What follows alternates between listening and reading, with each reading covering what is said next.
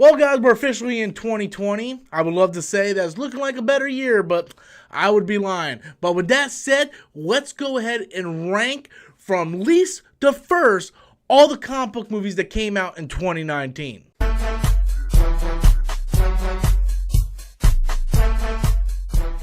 Hey everybody, welcome back again. If you're finding me for the very first time, please do me a huge favor. Click that like button because it helps out with the YouTube algorithm. And click that subscribe button. That way you guys can stay up to date on all future content here on the channel. So I'm going to be ranking all 7 of the big release comic book films of 2019. Now, full disclaimer, my list and your list is going to be completely different. This is all opinion based. We're not going to have the same list. So please, when you write comments, don't call me stupid. Don't call me dumb. This is my personal list. Everybody's going to have their own list. People have different opinions. It's okay. So with that out of the way, let's jump into number 7, Hellboy. This has to be at the bottom of the list. This is the most garbage movie I have seen all year. This is probably the worst movie I've seen all year. I'm just gonna be honest with you. Like they had great actors. I was like, if you're gonna reboot Hellboy, do it right. It was like they kind of wanted to make it dark and gritty, but also kind of wanted to make it very fun and entertaining, and it just kind of fell flat. It felt like one of the Resident Evil movies,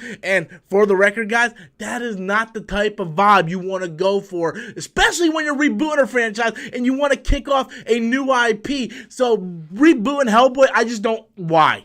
It was awful. Coming in at number 6, Spider-Man Far From Home. I know you guys are giving me shit right now. I know each and every one of you are just writing comments. Rob, how's Spider-Man Far From Home so far back? Why is it so far? Because I didn't like the movie, guys. I love Tom Holland as Spider-Man. I love when he's incorporated into the actual MCU. But his 2 solo movies, I'm sorry, that's not my Spider-Man. Hashtag not my Spider-Man. My Spider-Man is someone who depends on himself to get through jams. He's not a wannabe Tony Stark. I don't like the characters. I don't like the actors. I wanted to commit suicide every time his teachers were on screen trying to tell jokes. It was awful. I did not like it. Jake Gyllenhaal kicked ass as Mysterio, and when they actually started fighting, this movie sort of felt like a Spider-Man movie. However, when I rank it with everything else up on the list that came out this year, I'm sorry, Spider-Man Far From Home, one of my least favorite comic book films of the year. Coming in at number 5 is Shazam.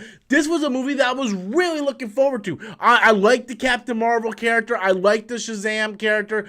I was really hoping that this movie would come out, do really, really good. I loved all the trailers for it. And then when I went and saw it, I liked it.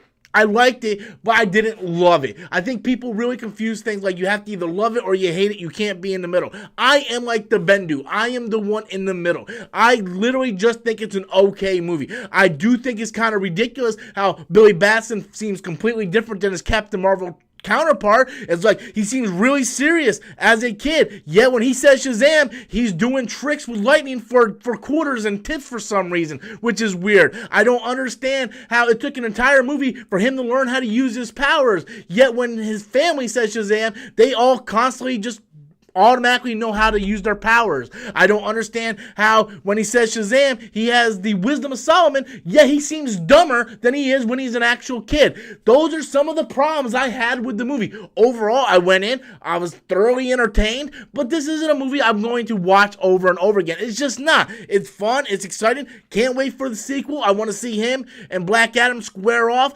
But this movie I just thought was okay. It doesn't have to be great. It doesn't have to be bad. It's just okay. And guess what, guys?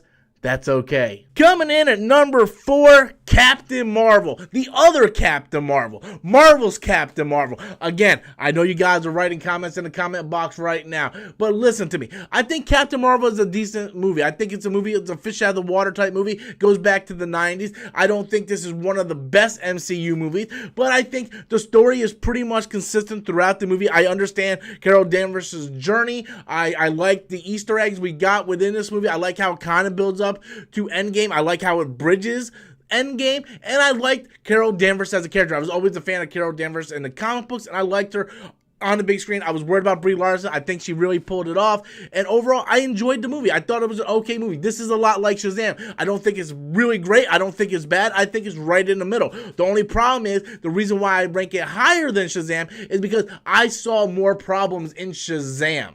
and I expected more from Shazam. I went into Captain Marvel not really having an expectation, and I was actually surprised at what they did in it. So that's why I kind of ranked it a little bit higher than Shazam. But overall, Captain Marvel I thought was a decent film. Coming in at number 3, X-Men Dark Phoenix. Not Dark Phoenix, X-Men Dark Phoenix, because they completely botched the marketing material. When it came out on Blu-ray, they actually called it X-Men Dark Phoenix. So X-Men Dark Phoenix I thought was a sleeper hit.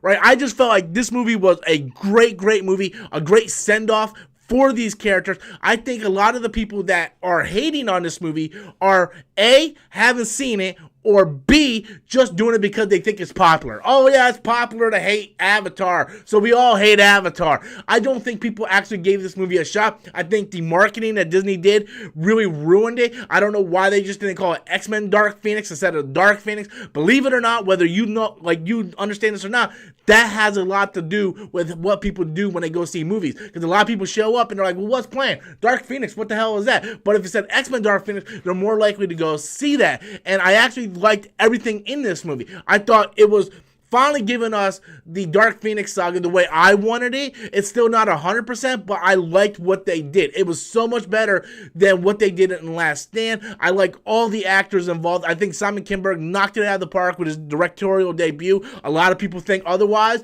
That's perfectly right for their opinion. This is my opinion, and I really enjoyed this movie. That's why I put it in my number 3. Coming number 2 is Avengers Endgame. Look, what can we say about Avengers Endgame that I haven't said in my top 10 of 2019? It's a phenomenal movie. It's a phenomenal movie that caps off this entire 3-phase arc, this Infinity Saga, if you would. And I just think it's an amazing movie. It's emotional, it's fun, it's action-packed. This is literally one of the greatest comic book films of all time, especially when you put it in terms of superhero films. It is probably the greatest superhero film of all time. Just that final end scene alone puts it in that category. So I still debate personally on my own personal list of Infinity War and Endgame. I think Infinity War is a better standalone movie. I think Endgame is a good payoff. Endgame is what you want to see when you are closing out this huge arc, and I got it at number 2. And coming in at number 1, surprise, surprise, guys, Joker. I rave about this movie every chance I get. I do think Joker is a masterpiece. I do think it's a movie that really reflects on society today and how we treat other people, how we treat people with mental illness, how rich people treat poorer people, and how society today just doesn't give a crap about people, and how someone who is a good person who is suffering from mental illness can just have bad things constantly happen to them until they snap. And I really feel sorry for Arthur Fleck's character. I think Todd Phillips and Joaquin Phoenix did a masterful job in this movie. It was my number 1 movie of the year. It's a movie I hope gets a lot of love at the Oscars this year. I do think this movie is a masterpiece. I don't try to throw that title around very often.